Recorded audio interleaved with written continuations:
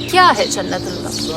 جنت البقیع وہ قبرستان ہے جہاں پر مخدرات عصمت، مستورات آل اطہار موجود ہیں۔ جناب فاطمہ الزہرا رسول خدا کی بیٹی، خاتون جنت کی قبر جنت البقیع میں موجود ہے۔ جناب فاطمہ بنت اسد شیر خدا کی ماں جنت البقیع میں ہے۔ علمدار سید الشہداء ابو الفضل العباس کی والدہ جناب ام البنین کی قبر جنت البقیع میں ہے۔ جناب رقیہ، جناب زینب، جناب ام کلثوم بنات رسول کی قبریں جنت البقیع میں ہیں۔ امہات الرسول کی قبور جنت البقیع کے اندر موجود ہیں۔ جناب صفیہ جو رسول خدا کی پھوپھی ہیں، جن کی شجاعت بے مثال تھی، ان کی قبر جنت البقیع میں۔ جناب عاتقہ کی قبر جنت البقیع میں ہے۔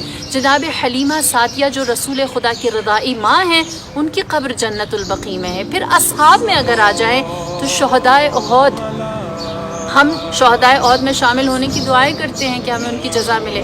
شہدائے احد جنت البقیع میں۔ واقعہ حرہ جو کربلا کی بات پیش آیا، اس کے تمام شہداء جنت البقیع میں ہیں۔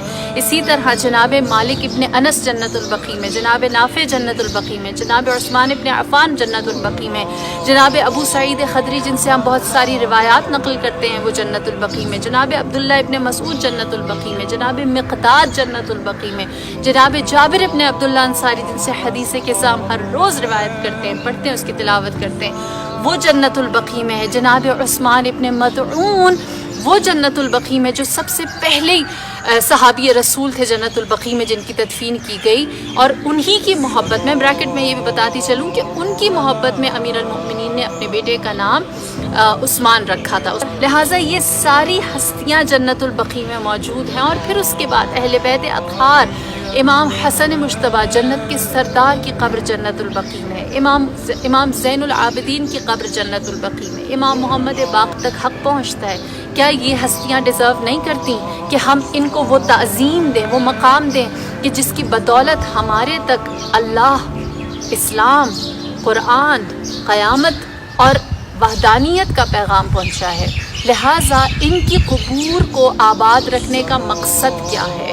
پہلی چیز یہ ہے کہ لوگوں کی نگاہوں میں ان کے کردار، ان کے افعال اور ان کے اقوال کو زندہ رکھا جائے، جو قرآن کی سیرت ہے۔ قرآن نے حضرت نوح کے، حضرت یونس کے، حضرت موسیٰ کے، حضرت لوط و حضرت ہود، سالے 1,24,000 انبیاء میں سے بہت سوں کے کردار، افعال اور ان کے قصص کو زندہ رکھا تاکہ آنے والے لوگ ان سے سیکھ سکیں۔ پھر خداوند کریم نے دوسری سیرت جو قرآن کی وہ یہ کہ حق والوں کو اللہ نے ہمیشہ عزت دی ہے، ہمیشہ ان کا تذکرہ عظمت اور ہیبت اور جلالت کے ساتھ کیا ہے، اور ان کی نشانیوں کو اللہ نے عزت کے ساتھ بیان کیا اور باطل کو سرنگوں کیا ہے۔